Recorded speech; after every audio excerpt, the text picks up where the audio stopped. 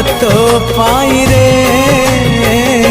ओ साथी रे सुंदरी मोहेली आज तो सिंदूर रे धरा पड़ी गई आज तो ओढ़णी रे।